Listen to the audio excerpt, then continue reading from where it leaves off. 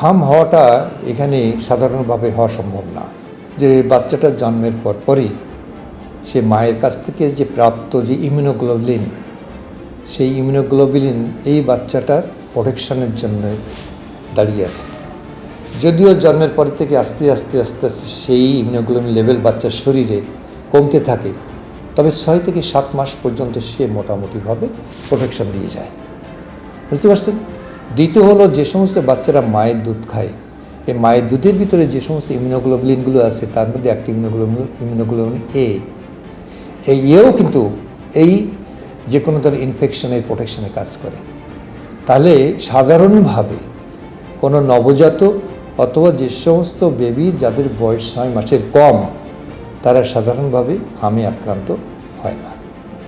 যদি এখন দেখা যায় যে একটা বাচ্চা হয়েছে, কালকে মা আজকে হামে আক্রান্ত হয়েছে, তাহলে তার কাছ থেকে বাচ্চা আক্রান্ত হতে পারে মায়ের কাছ থেকে।